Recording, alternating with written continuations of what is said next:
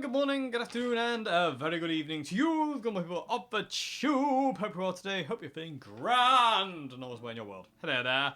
Welcome to another Q&A Wednesday, everybody. Let's get to question one. Let's turn the volume on the guitar down and get to question one. Okay, so question one is, what do you think about Tim Buckley? I'm a big fan of Rory Gallagher and Jeff Buckley, but what do you think about Tim Buckley, Jeff's dad? I like some of Tim Buckley's music, but not a lot of it, if you know what I mean. Songs like Song to the Siren and some others, but I'm not the biggest fan of Tim Buckley, if I'm being honest. Some of the songs don't really do much for me. Some of them really do, but then some of them don't.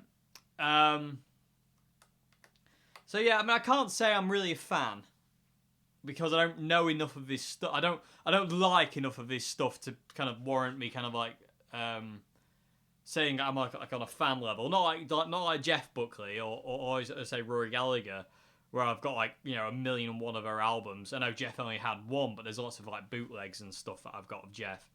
And I always feel really robbed with Jeff. I feel like, you know, he deserved to give more. But that's a different video altogether, that is. Jeff is a very, very, very sad, upsetting story what happened to him. And the words "gone too soon" are so perfect for Jeff. They really are. Because we only got one album, and shades of what would have been his second album. In there was an album released that kind of had bits he was working on for his second album. It's really cool. It's got, is the album called Skies at Landfill? I know there's a song called Skies at Landfill. But Tim Buckley, yeah, I won't call myself a fan. I like some of his songs, but not all. Most of his songs don't really do anything for me. And there's like a handful of ones that do, and I don't really listen to him that much. But he's a great songwriter, great singer. You can hear Jeff in his voice. You know what I mean? Like, Tim Buckley had an amazingly versatile voice, and Jeff inherited that, and they look very similar as well, which is quite creepy. When you watch Tim Buckley, it's like watching Jeff, and when you watch Jeff, it's like watching Tim. It's very strange.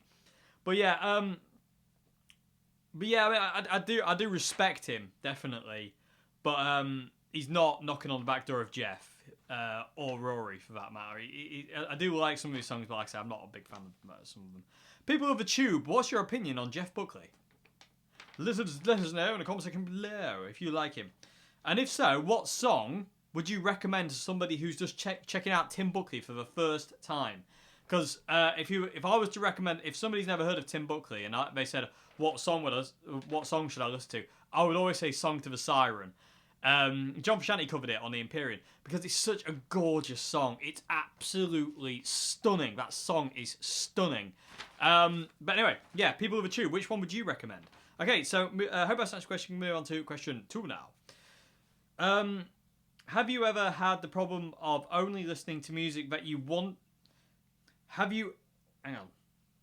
Bear with me, everybody. Have you ever had the problem of only listening to music that you wanted to learn but was above your skill level? Okay, let me reword that slightly because I'm getting a bit confuzzled with where I've written that. Basically, have I ever had a problem with learning music that's way above my skill level? You said you are currently trying to learn some complicated music, but figuring it out by ear is drudgery. That's a great word, by the way. It's got to a point where I don't even want to learn any more songs. Yeah, I know what you mean. I know what you mean. Learning songs that are really, really complex can sometimes get the better of you, especially if you're learning by ear. But I think what you have to do is, if it's killing your will to want to learn, then you need to stop it. Simple as that, in my opinion. If it's making you not want to play or learn different songs or new songs or whatever, then it ain't worth it. It's not worth it. Anything that takes away the love and the passion for you to actually want to do something is not worth it. So, regardless of how much you love it or don't love it, you've got to think at the end of the day of, what you want, what do you love, and if something's dragging that into the mud, then it's got to go. So, I remember learning a Buckethead song called Binge and Grab, which has got a great... It's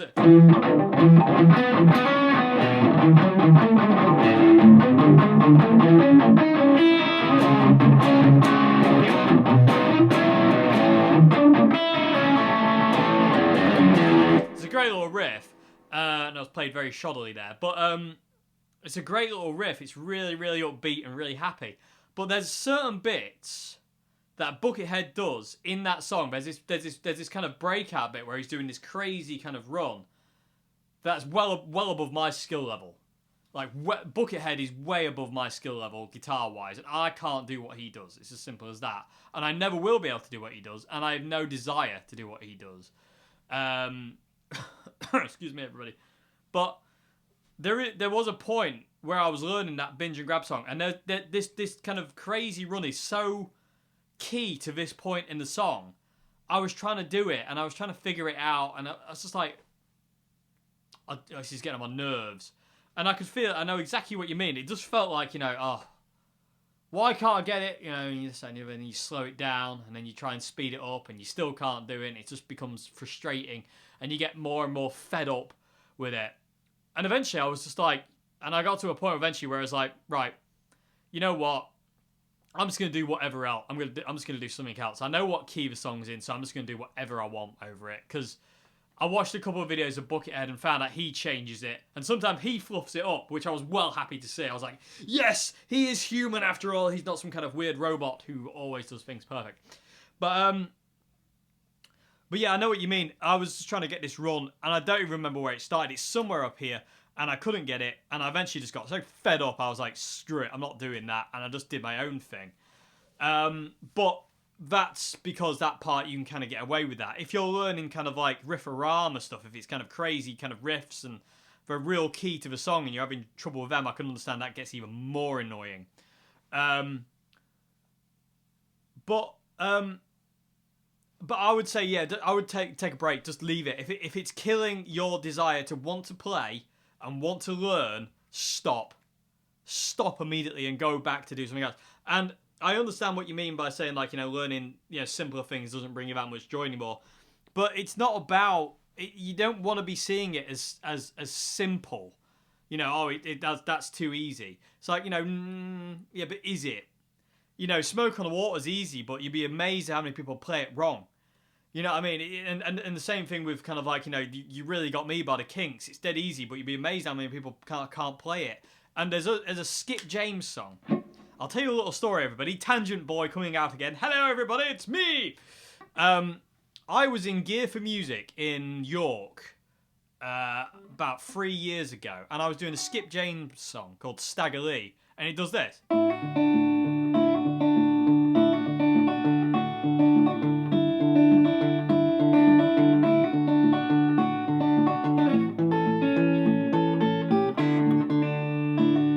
It does that.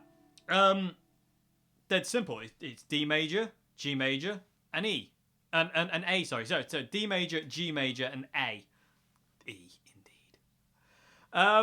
It's dead simple. And anyway, I was playing it on... that point in time, my sister was after a cheap acoustic. She wanted to paint an acoustic. And I was playing this cheap Gear for Music own brand acoustic. And it was amazing. It was really nice. It played nice. It sounded nice. And I was playing that. Anyway, the store was dead. And these two young lads walked in. And they walked over to me. And they saw me doing that.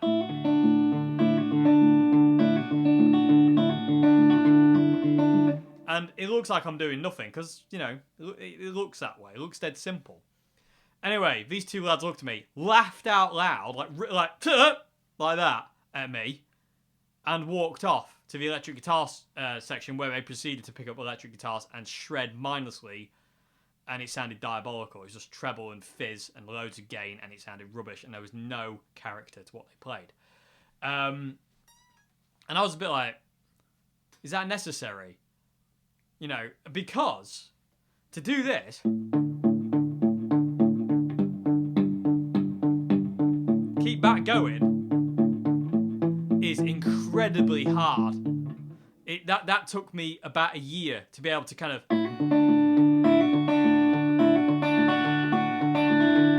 To be able to do that took me a long time.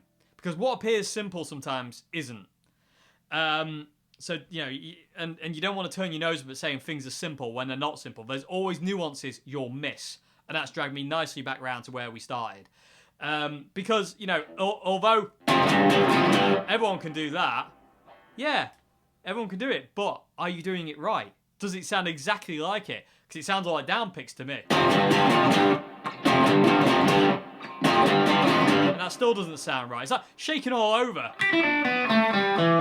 That riff never sounds right to me. When I play it, it's like I'm missing something. Smoke on the Water. You know, Richie Blackmore played it here.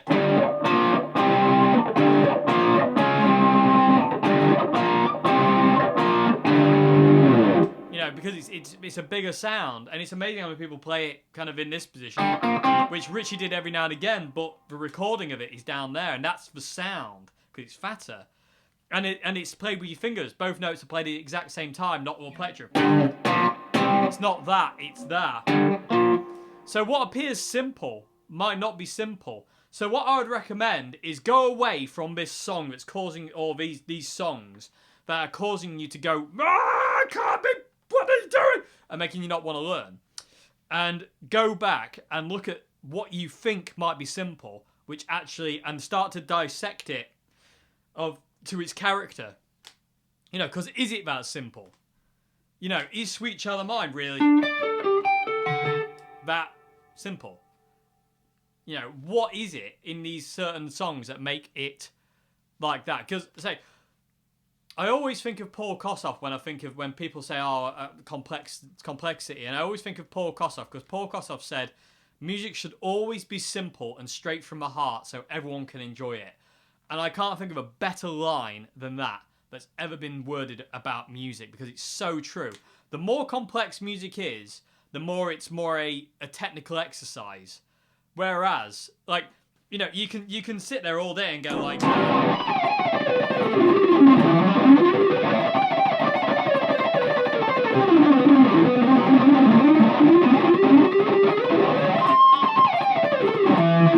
do that all day. And that's, you know, technically that's just finger exercise. That's really cool. You know, and it's fun. You know, but you're not going to reach out and get anybody about that. If you did this,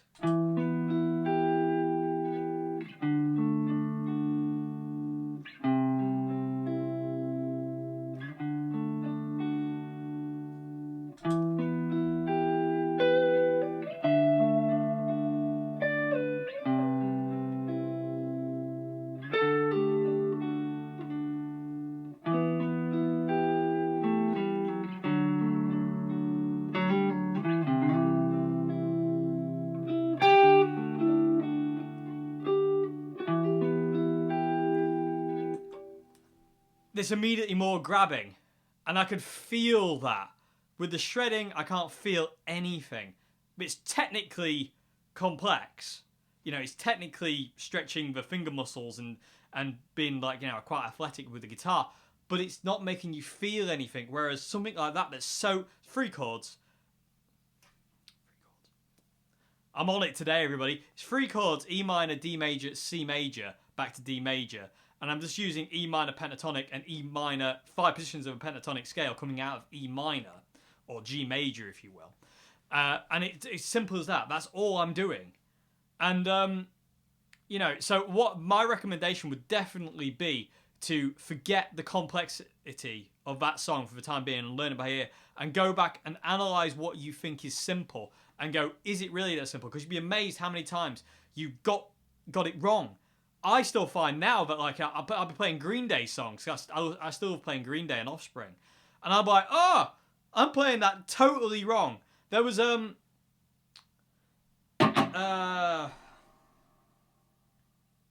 Basket Case was the first song I ever learned all the way through. And when I first learned, I had no idea what E-flat tuning was. I didn't know what that meant. In the tab book I had for Dookie, I was like, I have no idea what that means. So I learned it in this position. Because that's basically 1 fret down, so that's E-flat. So I thought it was that. And then throughout the years, I realised that you down-tuned it and you play it there, but down-tuned. Then I realised that Billy Joe actually plays it with open chords. And I was like, oh... So it's not.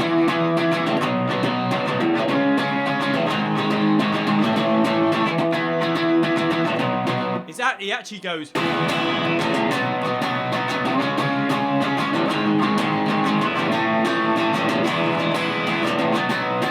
that, and then every now and again he starts with the bar chords, and then when he gets into a verse, he goes to the open chords because they're bigger. And the same thing with the Sex Pistols. Steve Jones from the Sex Pistols. I always thought Pretty Vacant was...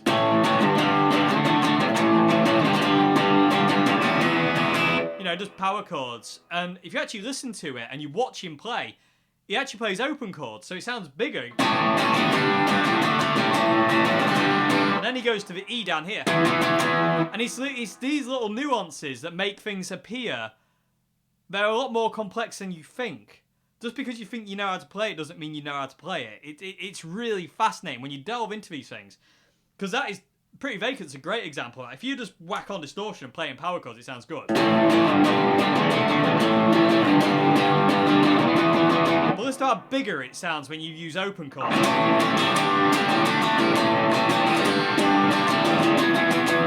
And then when you go to that E power chord, it's got more impact. And the same thing with Bark at the Moon, J.K. Lee. In the middle section of Bark at the Moon, Barky Lee. Oh, he's a clever boy, he's our Dave. Okay, there's the middle section of Bark at the Moon where...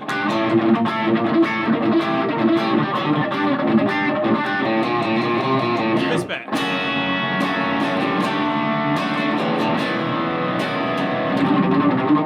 That bit. There's a really clever thing that J.K. Lee's doing that everyone always misses. And if you listen to the bass is actually the key to this. Because the bass is actually just playing an F sharp note all the time. It's just doing this over the chord changes. So he's playing an F sharp over the F sharp minor. Then it's an F sharp over the D major. Then it's an F sharp over the E major. E minor, sorry. Oh, sorry, no, E major. And then back to the F sharp on the F sharp chord. Minor. And it creates tension. So...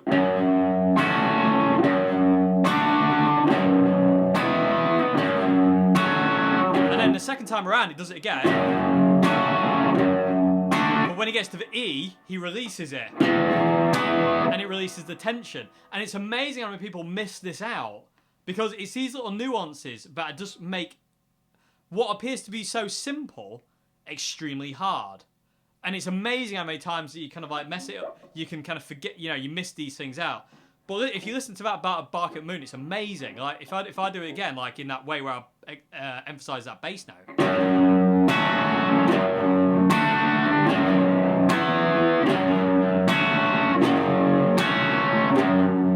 Release. You know, you can feel that release. All of a sudden, it's like. You know, and it's little things like that. So that's what I would recommend personally.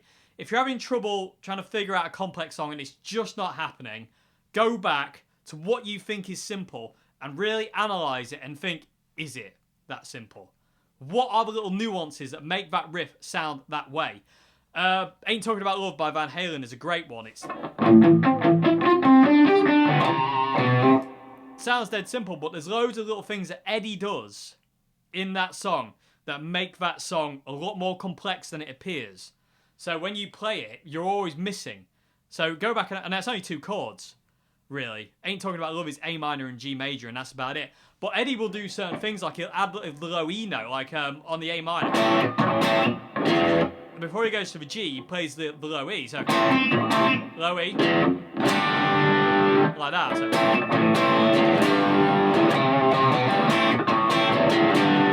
you know, you get that extra kind of added note in there, which is really, really cool. So if that's just kind of like getting on your nerves, that's what I'd recommend. Go back and relearn some of the songs you already know, and just try and look at it in a perspective of, right, I know how to play this, but do I know how to play this? Because you will be surprised of how much you can go back and relearn of songs you think you've mastered. Because there's so many times I've gone back to songs to relearn them, to play them, and I've gone, I'm playing that totally wrong. Alive by Pearl Jam was a classic one. It was only recently I discovered how to play Alive properly.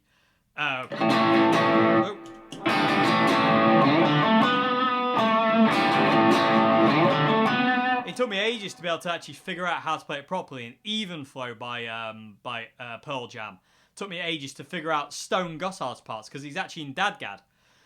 Even Flow is actually in Dadgad. It's not just drop D. Stone's whole guitar is in Dadgad tuning. So yeah, that's what I would recommend. Go back and study the little nuances of these classic songs, these simple, what appear to be simple songs, and just go back to that, and you'll find that hopefully that might bring you back. You're kind of like, this is so cool, right? Well, what else can I relearn? What else can I pick apart and figure out what went on here and there? Okay, so how about this question? I think I've waffled on about that enough. You also asked, when I play along to records, do I play the exact parts or do I improvise? That depends. It depends on the song. If it's like a riff, then obviously I won't improvise the riff, because you know you can't just play like I say Pearl Jam Alive. You can't just kind of like decide what you can't start Pearl Jam Alive and do that.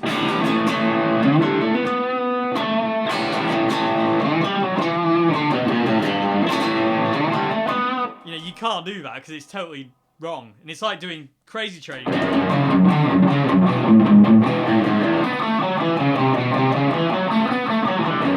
No, exaggeration, but you can't do that kind of thing. So if it's kind of really riff based, you know, you don't change it. If there's, you can subtly change riffs, like Crazy Train.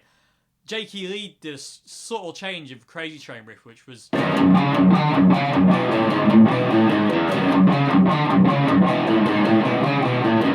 that. He slightly changed it a little bit, but not a great deal. Not enough to really notice. It's just a little bit.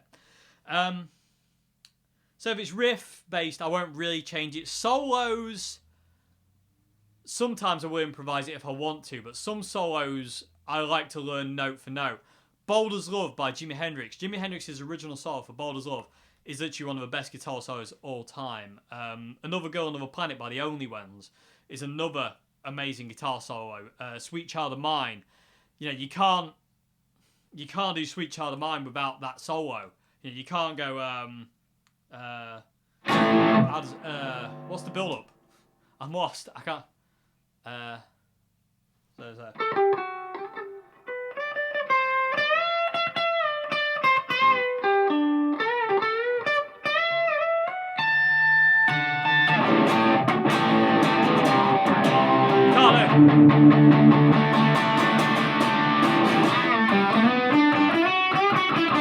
Yeah, you can't.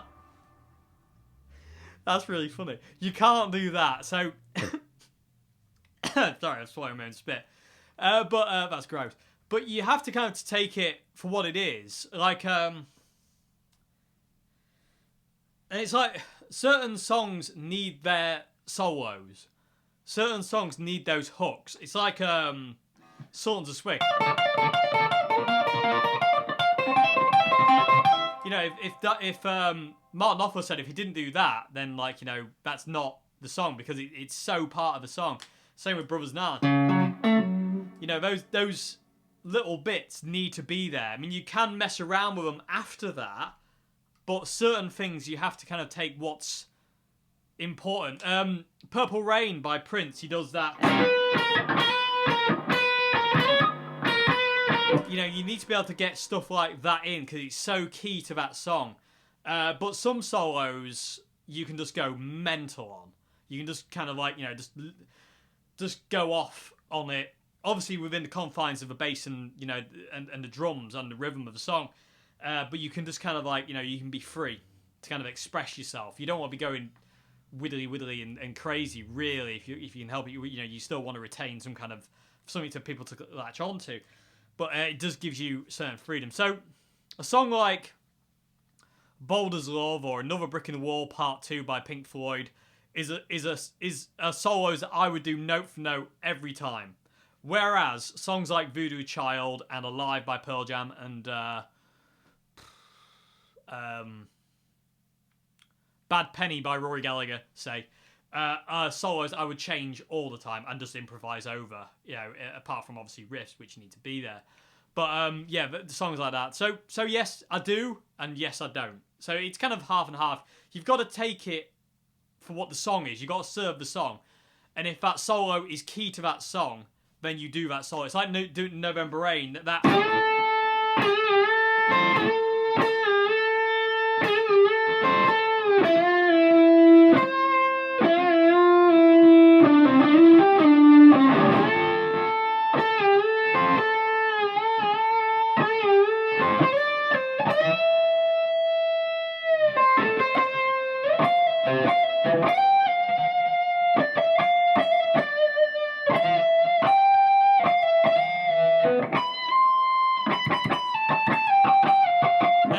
I'm getting carried away. Anyway, but you know what I mean? You have to do those solos, note for note, because they are the song.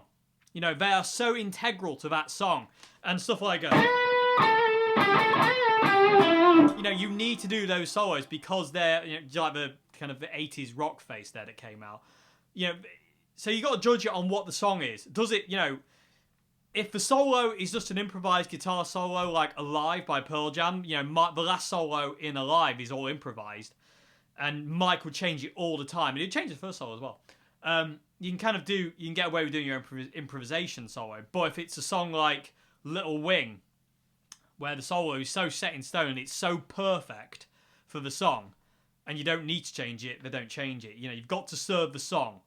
You know, you don't want to serve your ego just because you can improvise over it doesn't mean you should. You know, you've got to serve the song. So if that solo is what people want to hear, that's what you play. You know, it's like Phil X spoke about it when he first joined Bon Jovi. He was like, what do I do? Do I do Richie Sambora's solos or do I do my own?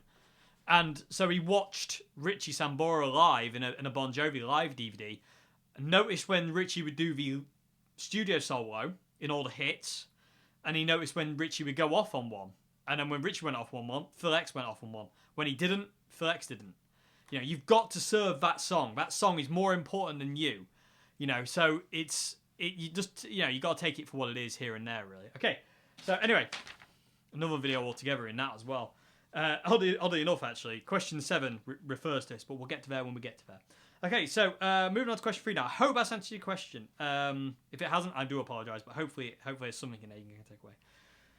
Okay, so question 3. Do you think a Marshall Jackhammer or Bluesbreaker will work well with a solid-state Fender amp? Yes. The Bluesbreaker and a Jackhammer work well with any amp. I am convinced that the Bluesbreaker and the Jackhammer are like just universal pedals. They just work over anything. The Bluesbreaker is an absolute evil pedal for distortion. It's overdrive. It's so smooth. I adore the Bluesbreaker to bits, and I need to demo it soon. Don't let me forget, people of the tube. Do not let me forget to demo the Bluesbreaker. The newer one, the BB2. And the same with the Jackhammer. On the overdrive, I don't really like the distortion side, but the overdrive is just awesome. And it's got so much tonal variation. The same as the Bluesbreaker. The tone on the Bluesbreaker is so versatile. So yeah, it'll work absolute treat over either one, over a Fender amp or any amp. So yeah, it's just amazing. Absolutely amazing. And you also asked, what Chili Peppers albums do you think has the best demos and B-sides? All of them.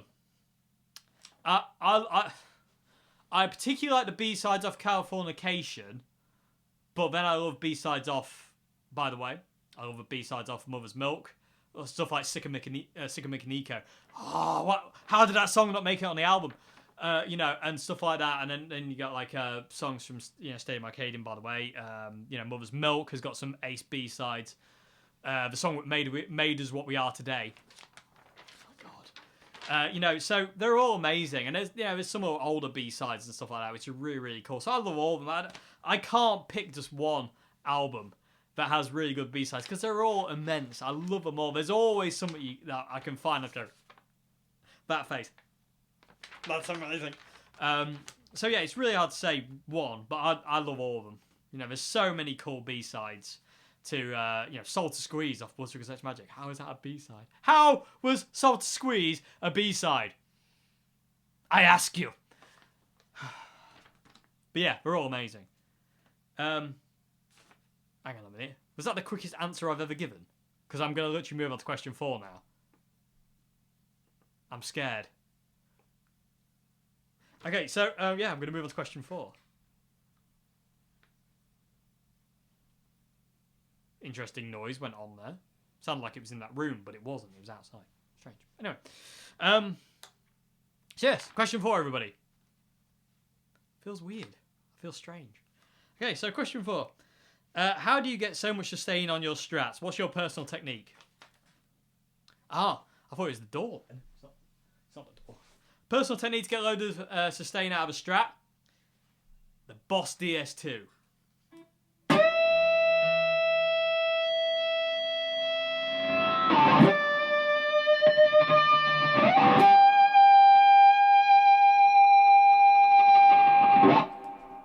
That's my little secret. It's not really a secret. But the Boss DS2 maxed out over a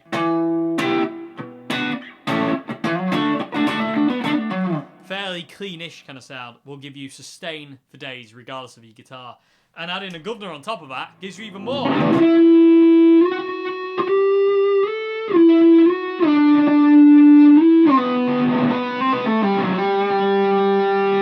You don't need your right hand.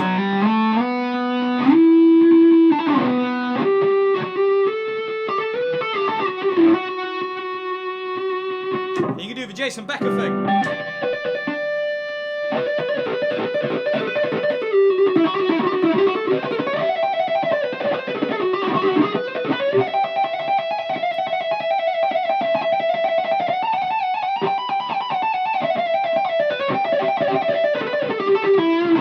That's just showing off. You're just being an idiot nowadays. But yeah, that's it. It's just gain stacking. Lots and lots of gain.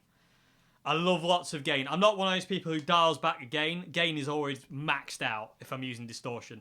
I don't dial back gain. I don't like to... If I want distortion, I want lots of it. So, and that's how I get loads of sustain. Otherwise... I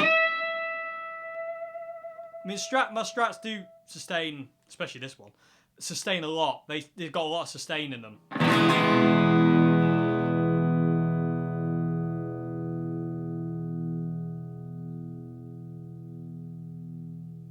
You know, I'll just keep going.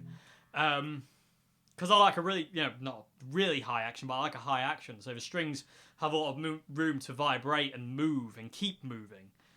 But for solos, it's just gain stacking. There's no secret to it at all. It's just simply a lot of distortion. It's this, you know, without me touching the guitar, it's noisy. But it's just a case of don't stop playing once you've done it.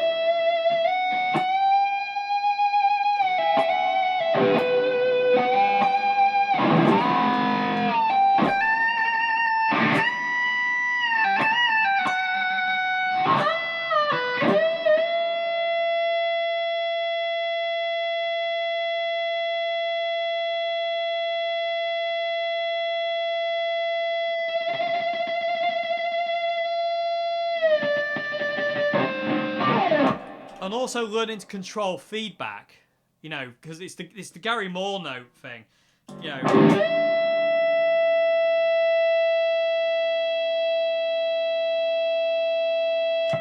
Because it's just controlling that feedback, basically, not being afraid of feedback. Feedback is your friend. Feedback is wicked. I've spoken to guitarists in the past who say, if my guitar starts feeding back, I turn the gain down. And I've never understood that. I've never been... Sorry about that, everyone. I forgot to delete my video from Monday on the memory card, and it filled up. So I do apologise. But what was I on about? Yeah, distortion. Like I say, sustain is just tone stacking. I just have lots of gain. When I normally... Depending on the solo, I will run all 3 pedals on my pedal board. I'll run the Jackhammer, Governor, and the DS2 together. But sometimes I'll just use the DS2, or sometimes I'll use the Jackhammer. The Jackhammer's a bit more lower gain, whereas the DS2 is completely over the top. You know, so, and running them together is just fun. And they complement each other really well, because the DS2 is quite a dark pedal, even when it's maxed out. With a clean tone like this, you know, the DS2 is quite a dark sound. But it's really smooth. But if you combine it with a Jackhammer, it brightens up the DS2 a bit. So, Jackhammer. I don't know how well that'll come across, but it adds a little bit more kind of clarity to it, which sometimes I want, sometimes I don't. But yeah, all the sustain comes from having a fairly high-ish action. It's not ridiculously high, my action, but a fairly high-ish action, so the strings can breathe. I have low pickups as well, which means I can kind of get away a bit more with tones, with gain stacking, and lots of distortion, just lots and lots of gain, you know. And yeah, that's it. It's quite, you know. There's no massive secret really. That's what I do. That's what I've always done. I'm always dead drastic with the gain. I like to crank everything full, and you know that's that. And I like to control feedback and noise. And I love feedback. I mean, like, you know, my heroes are people like Kurt Cobain, and I love when they would come on stage and just kind of go up to their distortion pedal, and this is what you would get. You know, immediately. It's just immediate. You know, I love that kind of thing, and being a big Jimi Hendrix nut, I love feedback. So yeah, that's it. That's all I do. It's just a lot of gain. No real kind of big secret or anything like that. It's just a lot of distortion, basically. My Governor gain is maxed out, and the gain on the DS2 is always maxed out. You know, and if I plug straight into an amp, the gain is always maxed out as well on the distortion channel, and even on the clean channel for that matter. If I plug straight into my MGs, the clean channel gain is always cranked to the max, and the same thing with ECR 120. It's always on 10, the volume. Okay, so I hope that's actually a question. That was quite quick as well, wasn't it? I don't know. That's quite creepy.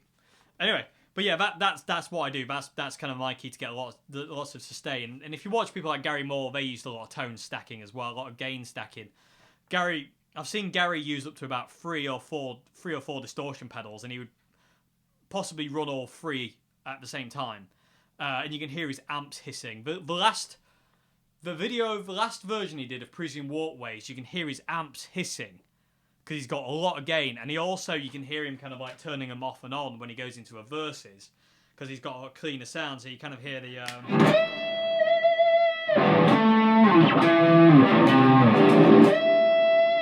but coming out of that bit,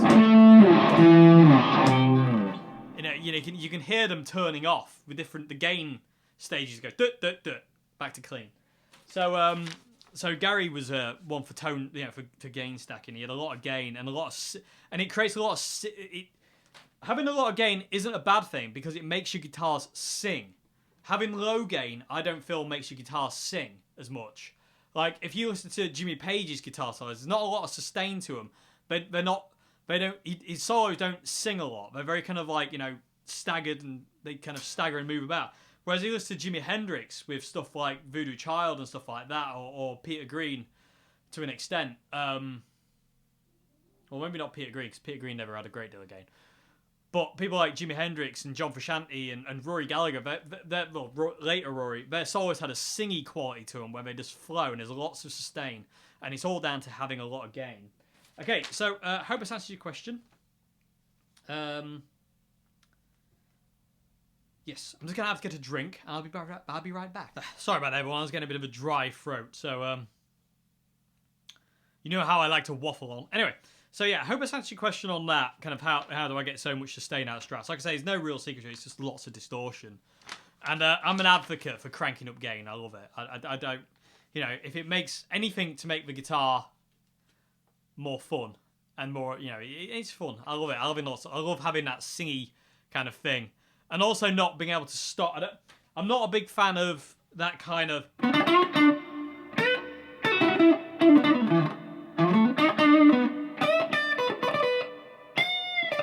You know, I'm not a big fan of that. I would much prefer to do a blues solo like.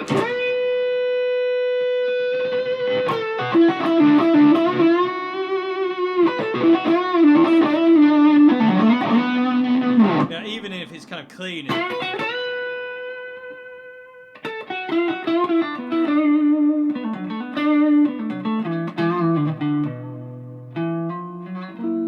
You know, that kind of thing instead of it's staggered, so to say. So anyway, I hope that's answered your question. Moving on to question 5 now, everybody.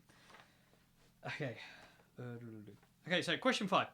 How does the lacquer on your 62 Strat differ to the Nitro used on newer guitars such as your Oswald? Is it more or less brittle? I honestly don't know. Like I say, the 62 has been refinished, and the only place there's original finish now is in the cavity here. I can tell you for one thing, looking at it now in the back, it's very thin. This was a factory finished Fiesta. It was originally a Fender factory finished Fiesta Red. It wasn't an overspray when it came in Fiesta Red from Fender. This guitar originally, because there's no sunburst underneath. It's just Fiesta Red, and then there's the wood. Well, there's the yellow stain that Fender put on, but it's really thin, and it is kind of.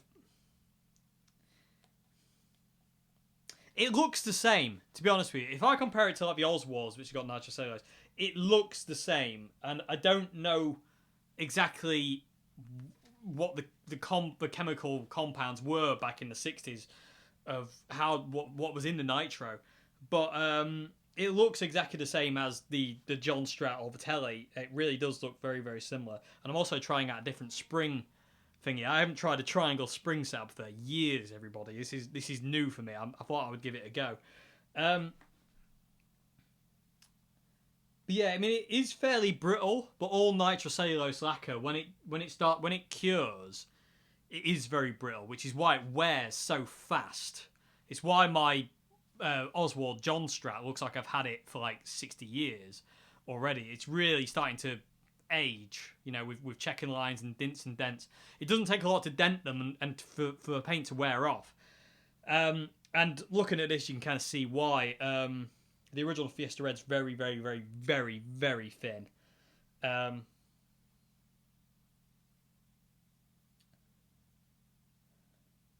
Yeah, I mean, it doesn't look any different. I can't say it looks any different.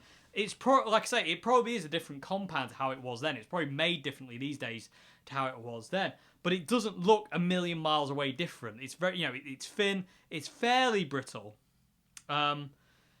You know, but while saying that, natural cellulose is very brittle. It's a very, you know, compared to polyurethane finish, it's very, very brittle. But like I say, this guitar's been redone. So this is actually, I don't know what it is. It's a hell of a respray, but it's I don't think this paint was nitrocellulose. It's because it doesn't look like nitrocellulose. It looks like a it's not polyurethane. I don't actually know what this. I don't know what this finish would be. I really do not know what this guitar was refinished in. I really don't. It's got a grey undercoat, and then the black was on top of that. But it's really cool. You've still got Fiesta Red in the tremolo cavity. The rest was took off, but sadly. But if a Fiesta Red was underneath, I'd be very tempted to get rid of the black, back down to the original Fiesta Red, and be very careful. But unfortunately, it's not there anymore. But yeah, I mean, I would say it's no different, really. But I honestly don't know. I mean, it doesn't look any different. It still chips, and you know, some of this has chipped off. since I've got the guitar. Some of the Fiesta Ready inside this cavity has chipped off when I put the reissue tremolo into this guitar. I chipped some away, just putting the springs in, you know, and getting it all right. So some of it has chipped away, and it did chip away just like the Oswalds did with their nitrocellulose, and my Jaguar does with its nitrocellulose. So yeah, I don't know. I'm sure somebody a lot cleverer than me will be able to tell you the ins and outs of how different the lacquer is from the 60s to now. But I don't really feel there's a great deal of difference, to be honest with you. They all look the same. They smell the same. That's one thing I will say. The original nitrocellulose lacquer smells exactly the same. To me, to new lacquer these days. Like I remember John Entwistle's 62 Strat that I got to play when I was in Old Hat. That was like pristine. And when you opened the case, you got this big waft of nitrocellulose, which was kind of mad considering how old it was. But it was a collector's guitar, so it had been kept away, so it still had the original kind of smell. And it smells. It's amazing because when I got the Oswald Strat and the Oswald Telly, they've got that exact. When you open the case, it's the exact same smell of nitro. It's really, really cool. I love the smell. It's probably not a very good habit to be smelling nitro, but it does smell good. Anyway.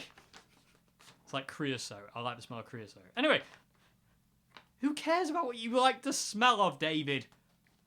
But yeah, I don't know. Nitrocellulose is just brittle anyway. It's not like polyurethane with chips and is quite hard wearing. You know, nitrocellulose is very thin, and that's why it wears so cool. But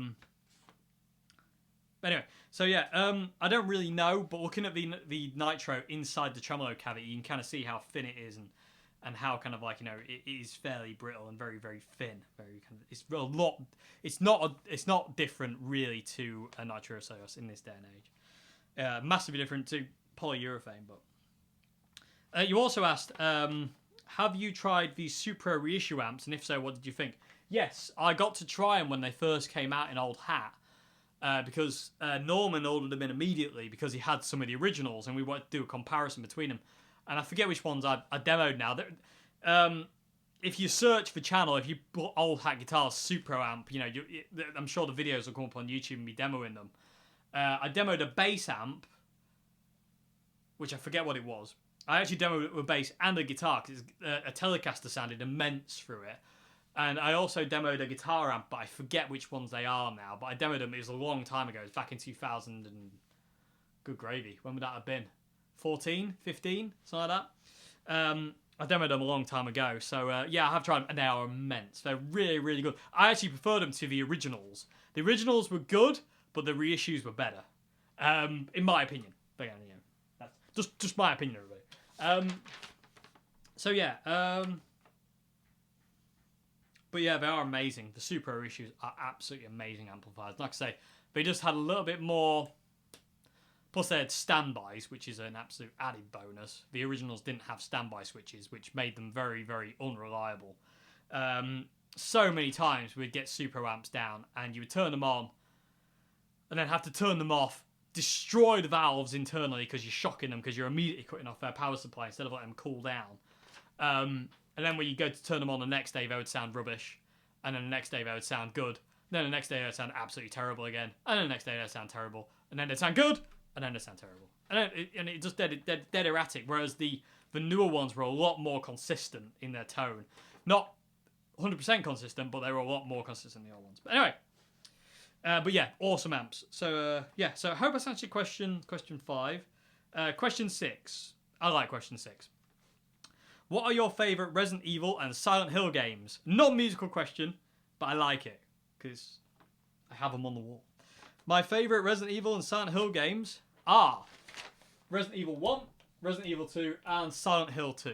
They're my favourite games. And my favourite game of all time is Resident Evil 2. That game to me is like the best game that's ever been made. It's just something in that. And I remember I got it for my birthday, and I was at school that day. I was in year 8 at school, I think. And I wanted to skip school just to play Resident Evil all day. And obviously, my parents were like, no, you're going to school. You can play it later. And I was like, I don't want to. I want to play Resident Evil. So I got to play like 5 minutes of it before I went to school.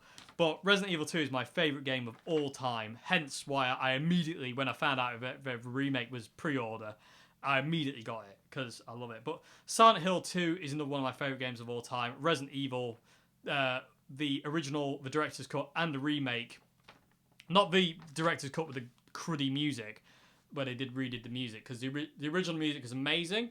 They redid the music, and it was terrible. And they did the same thing with Silent Hill 2, actually. They released Silent Hill 2 on a HD remake, and they redid the voice acting, and it was rubbish. But Silent Hill 2 has some of the best music in a computer game ever, I think. Silent Hill, Akira Yamaoka is an absolute genius. The songs in Silent Hill 1, 2, 3, and 4 are just stunning, especially Silent Hill 2. There are absolutely some gorgeous pieces. That one, for instance. My favourite is this one. It's called Promise. It goes...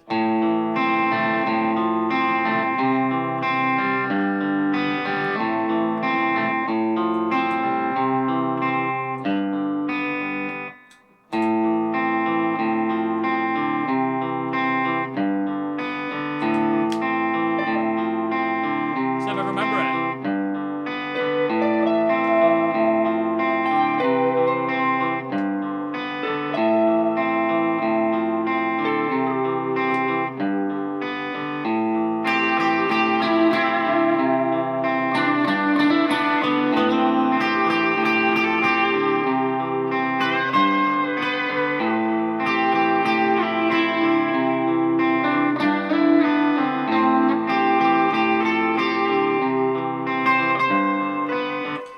Something like that. I was a bit very shoddy in the moment, so I do apologise to Akira Yamaoka for that horrendous version. Too fast, not very good. But it's got some amazing music in it. But my favourite game of all time is Resident Evil 2, followed by Silent Hill 2, Resident Evil, and others. But yeah, so I hope that's answered your question on that. Resident Evil fans and Silent Hill fans, which one is your favourite game and why? Leave a comment in the comment section below. Okay, so yeah, I hope that's answered your question. I'm getting a dry throat again, everybody. Sorry. Back to the tone juice. Okay, so final question of there, everybody. Question 7. Okay, so question 7 works kind of to all this, actually, in a way. Question 7 is, somebody asked, have you ever considered breaking up the Q&As into to specific videos for each question? So basically, like, there'll be an episode, there'll be a Q&A to one question. So, for instance, like the question earlier on of, have you ever had the problem of listening to complex music and not been able to figure it out and it bumming you out and all that kind of thing? That would be one question. I haven't. No, I've never thought of that. I just thought I would just do it, answer as many as I can into one episode as I can, because I've got so many questions that I've yet to get to on my Q&A. Some people have messaged me saying, like, you know, you haven't answered my question yet. And it's like, it's probably because I haven't got to it, because I've got so many emails that I've got to get to. And I just go through them. The only time I will not answer somebody's question is if I've already answered it in another video. So if you've asked a question on, like, you know, what distortion pedal do you recommend for John Frusciante? You know, and I've already answered that. I'm not going to re-answer that question because I've already done it. And it's up to you to go back in time and search out the Q&A. All the Q&As are in a playlist now. So it's up to you to kind of go back and do a bit of looking around and finding those questions that you want to answer. Just go back through them and you know, if you can find it. So if I haven't answered your question, it means I've probably already answered it in another Q&A. And like I say, it's up to you to go back and check on previous Q&As and find that. But no, I've never really thought about breaking it up. I just kind of wanted to just do it this way. But it's a very good point. Because you were talking about some of, like, you know, the ramblings and the tangents I go off on, kind of like they could make a whole video in themselves, and I totally understand where you're coming from with that, you know, and I totally get it. But excuse me, everybody. I've never really thought of doing it. I don't, like I say, I've got so many questions. I would end up kind of like not getting to some, and it would take so much longer for me to get to your questions, and I don't like the idea of leaving you waiting. I mean, if I could, I would answer all the questions in one video, but then this video would be like 18 hours long. and I'd be dead from exhaustion.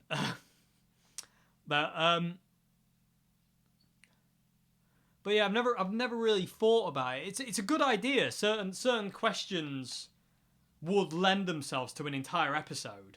They really would. They would lend themselves to like an hour lesson or an hour talking about a certain thing, definitely. But I don't know. But anyway, I'll need to ask you all something at the end of the video anyway.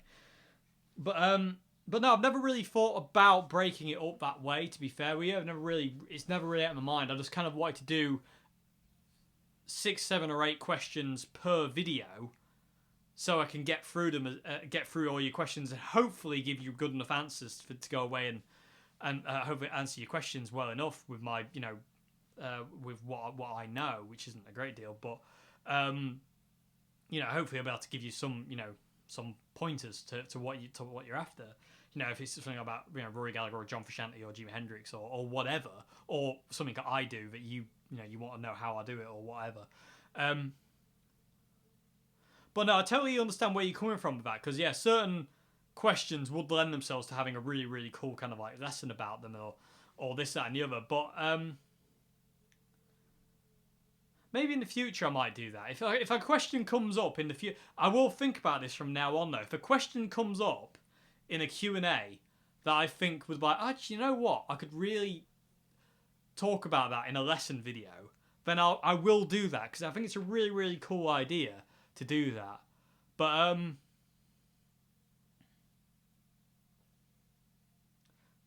yeah, it'll have to be the right question. It'll have to be kind of like, can I ramble on about that for 30, 40, 50 minutes? So, but yeah, it's a good idea. I do like it. I do like the point. So yeah, maybe in the future I will maybe break it down into kind of like, just a single episode to one question if it requires an in-depth response. But I do like to get as many questions in as possible, because I've got so many I want to get through. I don't want to upset and disappoint anybody by not answering their question. Like I said, if I haven't answered your question, it probably means I've already answered it in another video. And I say then it's down to you to go back and check previous Q&As, because there's quite a lot of them. But they're on a playlist, so it just makes it a lot easier to find the answer, really, of what we're after. Because I don't want to get into that kind of thing of like, just being like a broken old record on this kind of saying the same thing over and over and over again. I want to be able to kind of like, answer everybody's question. So if I've already answered it, I won't answer it again. I don't see the point in saying something I've already said again, if that makes any sense. I hope that makes sense. I hope that's not kind of annoying anybody. I hope that doesn't annoy you. But and if it does, I really am sorry. But I don't want to have to keep kind of saying like, if somebody keeps saying what pedal, distortion pedals John Frusciante used, I don't want to keep saying week in, week out, Boss DS2, Boss DS2, Boss DS2, when I've already answered it, you know what I mean? So it's up to you kind of like you awesome people out there to go back and check through the Q&As and the questions in the description boxes and go, it's there. That's the question. Or, I asked that question but it didn't get answered. Oh, it's because somebody else already asked it and he's already answered it, kind of says so. So yeah, I hope that's answered your questions, everybody, today. Now, I have a question for all of you out there in YouTube land. Hello. I don't know why I said hello, but okay. But yes, I have a question to you in YouTube land, and it regards videos, because you people make this channel what it is. It's nothing I do, it's all of you watching out there. So, I have a question for you. What would you like to see more of? Would you like to see more pedal demos, amp demos, guitar demos? Or would you like to see more guitar lessons? Or would you like to see more other things? And if so, other things, what are those other things? Leave a comment in the comment section below and let me know what you'd like to see more of. Because this channel is for you. This channel isn't, I don't want this channel just to serve me. It needs to serve you above anything. So this channel's for you. I want to know what you want to see more of. Do you want to see more demos? Do you want to have more lessons? Or do you want to have whatever else? More behind the scenes footage of gigs or Duke's Deluder or whatever. Or all of them. In which case, I'll do my best to kind of do it. But what would you like to see more of? Would you like to see more tone, sounds, how many tones videos, which I'm going to get to soon. I've got Angus Young, who's going to be my next one. I'm going to work on that. for next week. Actually, next Friday, I'm hoping to do another How Many Tones video, and it's going to be Angus Young from AC/DC. So I get to do all this.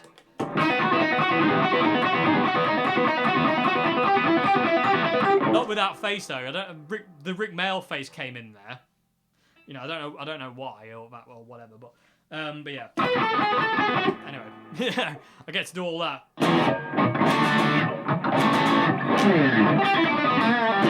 Yeah, I get to do that next week. So that'll be next Friday's vid. But this Friday I have a new Hubcap John pedals a demo for you, and I love it. It's great fun. Yeah. So yeah, let me know what you want to see more of on this channel. Like I say, given the option, just let me know in the comment below, in the comment section. Let me know what you see more of. Okay, so yes, that's my question for you, everybody. Also, people have been asking, do I have a Patreon account? I've had a few comments now, people asking, do I have a Patreon?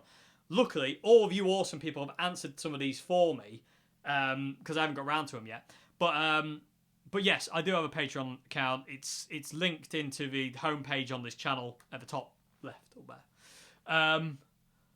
And also, people have been asking me, you know, do I have an original music? Yes, I do. I have a Bandcamp with, I think, 6 albums. I've got 6 albums on Bandcamp that are all on there. For you can stream them or you can buy them.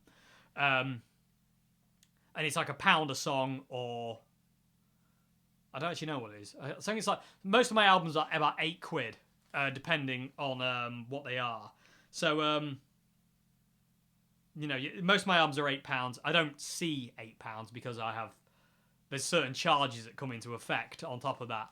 But yeah, most of my albums on Bandcamp are up for £8, but you can stream them. You don't have to buy them. There's no obligation to buy any of the songs on there whatsoever, any of the music.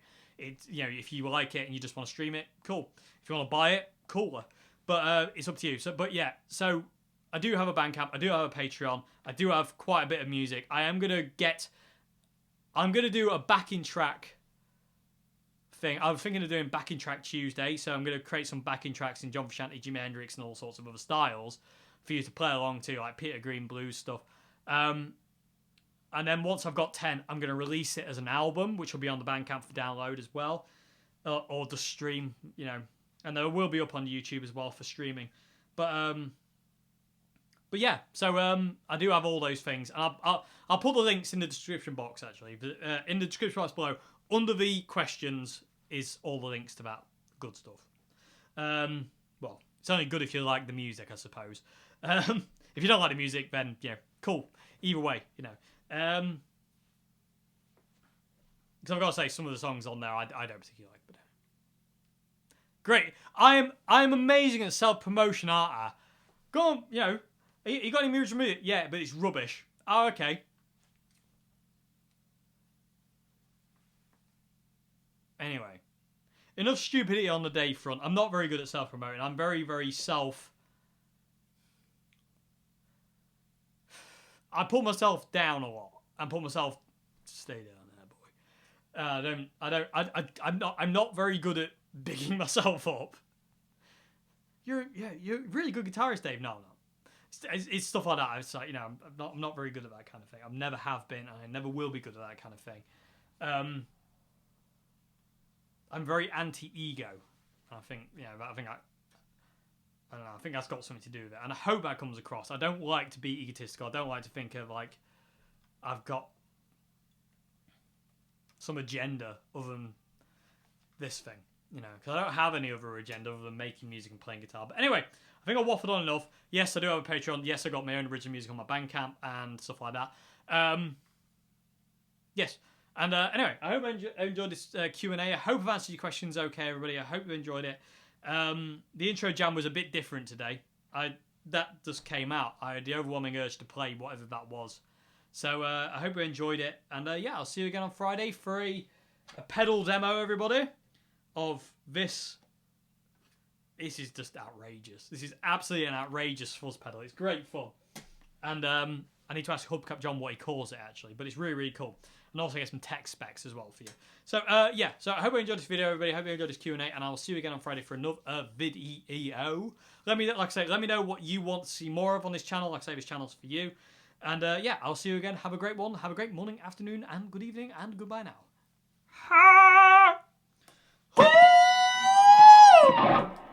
Crikey!